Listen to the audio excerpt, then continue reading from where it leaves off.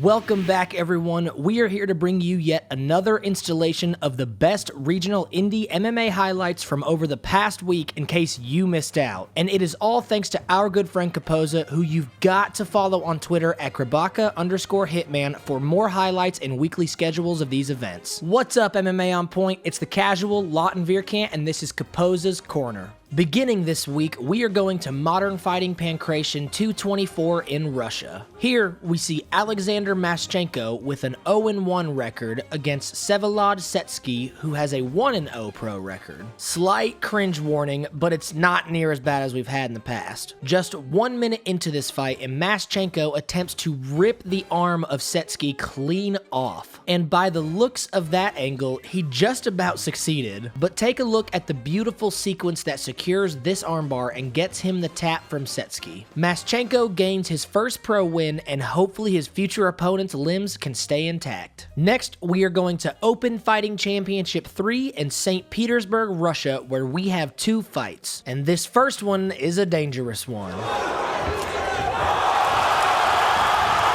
Our winner for this fight, Ilya Kareev, is 5-0 coming into this fight, and his opponent, Tiago Hain, wields a 7-3 record. This fight was a grueling first round, but that didn't stop Kareev from landing this huge overhand right to send Hain out and to the canvas. He improves his record to 6-0, and if he keeps this momentum going, we could easily see him in a major promotion in the future. For our second fight at Open FC 3, we have a runner-up for Caposa's KO of the week, which sees Vanilton Antunes sitting at a 12-4 record up against Sergey Romanov with a 17-5 record. Sometimes all it takes is 25 seconds and a perfectly timed knee for this to happen.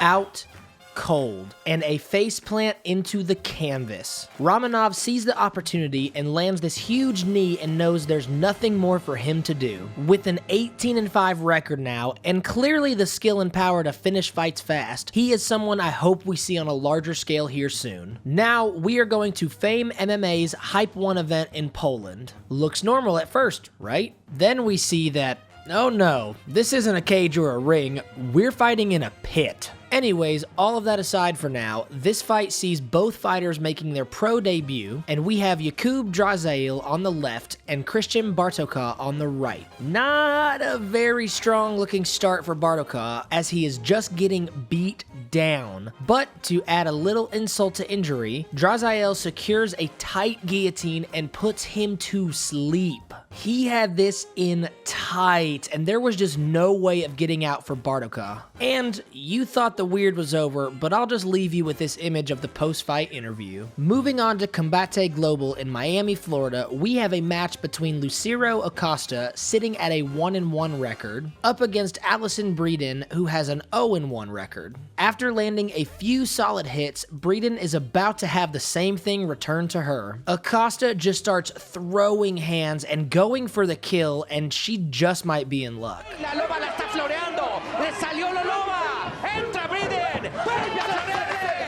Entra la derecha durísima. Está la loba.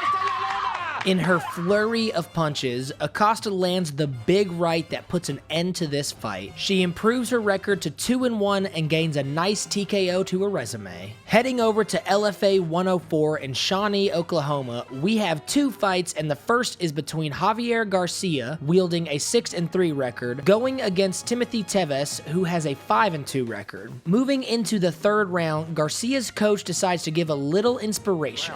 You are much better there. You have to finish this fight. You understand me? You have a sense of fucking urgency. You're gonna go finish this shit?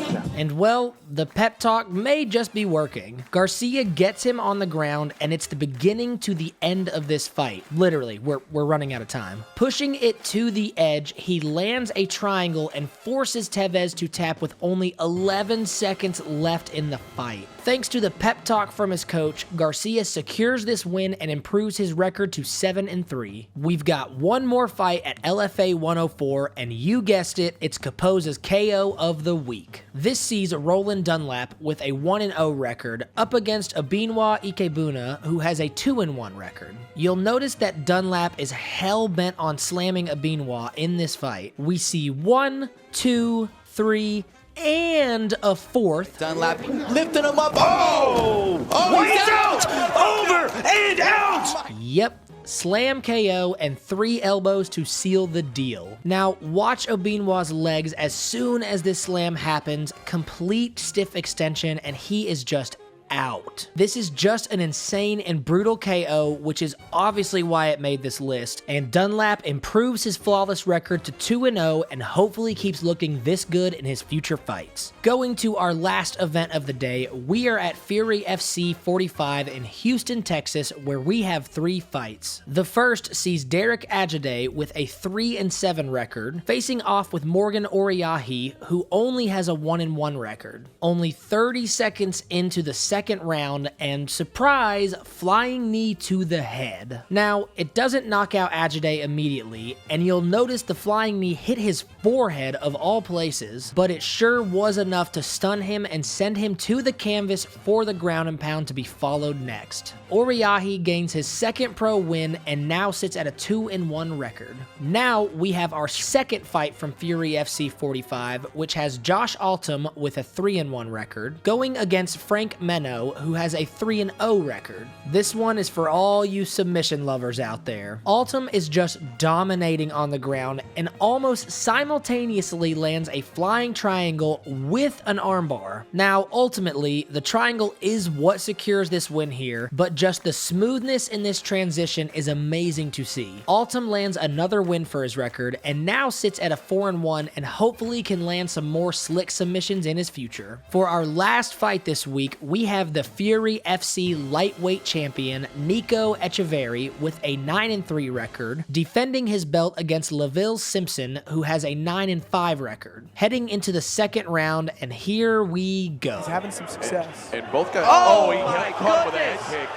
Lavelle Simpson. With an amazing block on Nico's high kick, Simpson returns the favor and lands a high kick of his own, sending him to the ground. Unable to defend himself, and this fight is over. Sometimes all it takes is one moment to change a fight, and this is one of those moments. Simpson improves his record to 10-5 and is your new Fury FC lightweight champion. Once again, thank you to Caposa for helping us out every week to bring you all these amazing regional highlights, and please go give him a follow on Twitter at Grabaka_Hitman and support him on his Patreon at patreon.com/Caposa. Thank you to all of these amazing organizations for feeding our MMA addiction and hosting these events week in and week out, and to the fighters, winners, and losers, and we will see you all on the next video.